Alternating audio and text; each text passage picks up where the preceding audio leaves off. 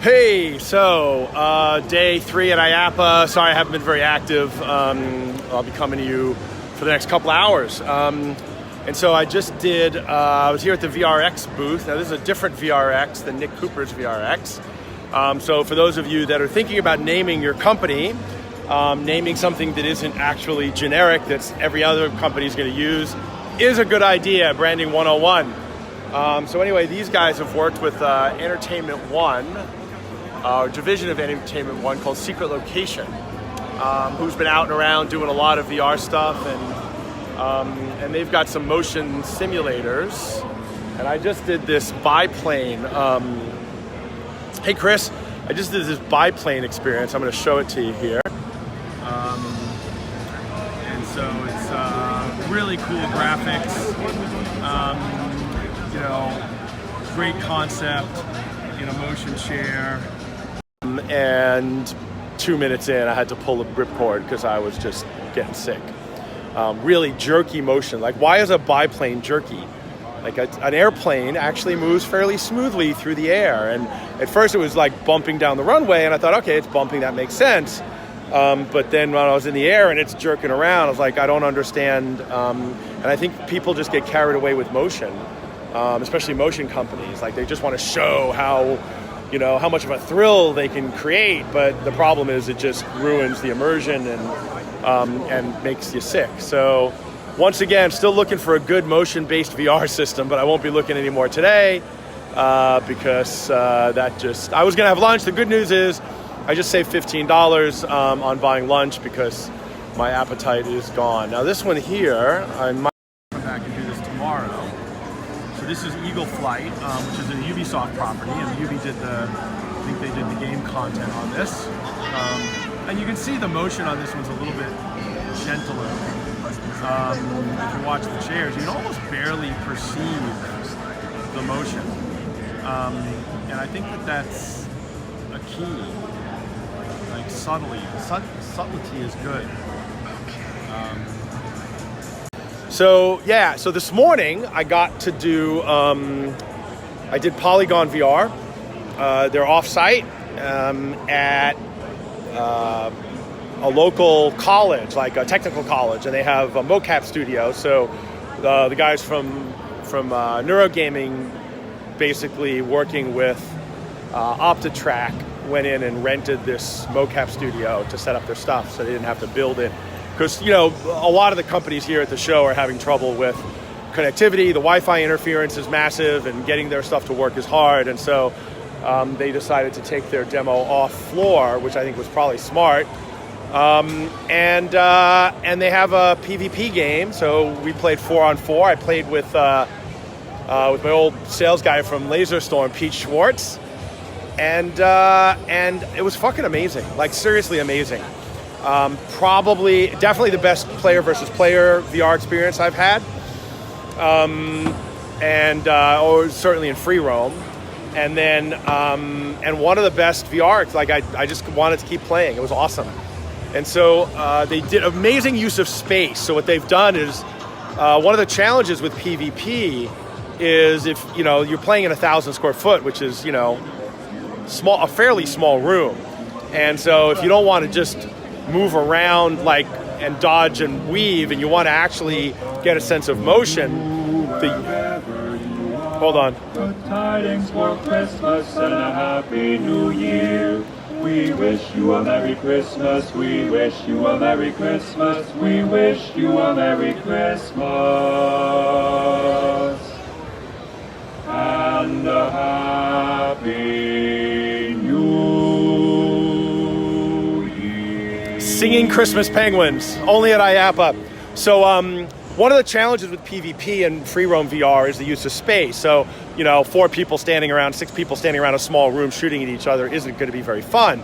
And so what you have to do is you have to create this much bigger map. But then the challenge is, how do you not bump into each other in the real space when you're navigating a map that might be 10 times bigger than the real space? And so that's one of the real big design challenges with PvP. And so the Neurogaming guys did a great job. What they've done is they've created, a really multi-level vertical play space and with elevators, and the elevators move up and down, they move side to side, they move at angles, and you step onto the elevator, you call the elevator, step onto it, and it's really a platform more than an elevator. And so what happens is they've created this amazing use of space, and then what you do is when the other person isn't a target, but they're standing really close to you, but they're in another part of the, so they can be right next to you in the physical space, but all the way across the arena in the virtual space. And so what they did is they make a ghost. So you see the ghost, and it's not a target, it's a real person, and you want to avoid them. And so they've done a really good job of creating this big expanse of space. And then what happens is, and we didn't do this, but I've seen it at another demo at VRA last year with their Polygon system, is you can play against another group of people in another location in real time.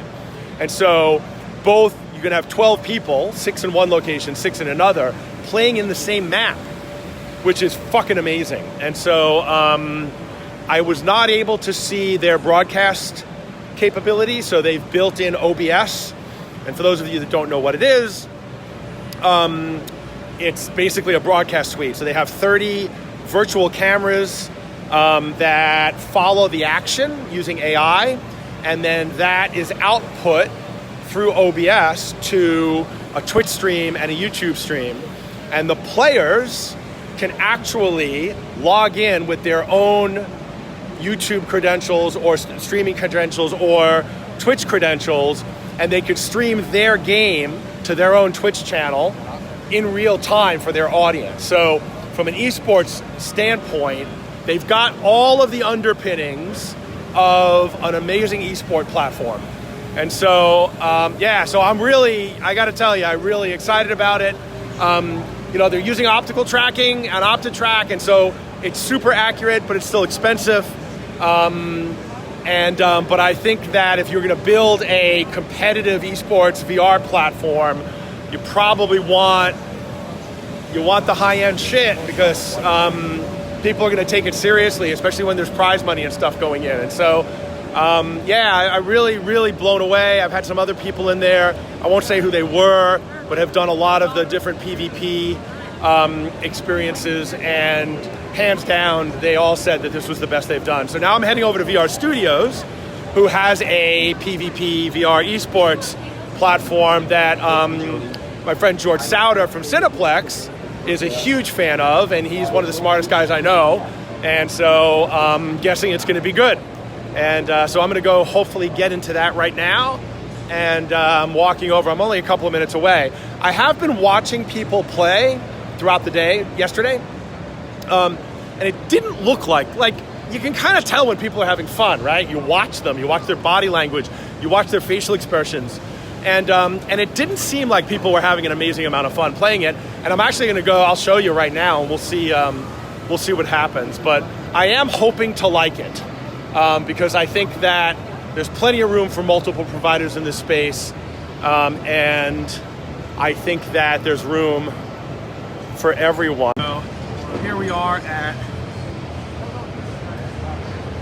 VR Studios, and unfortunately there's no one playing right now, so... Hi! Hi! How's it going? Going great, how you doing? I want to try this. Okay, there's a line right over here and it's looking pretty short. Is it short? It looks like maybe one match in front of you. I'm on my way. I'm on my way. All right, so anyway, we're gonna go stand in line with the common people, and we're gonna try some VR. Hi, how are you?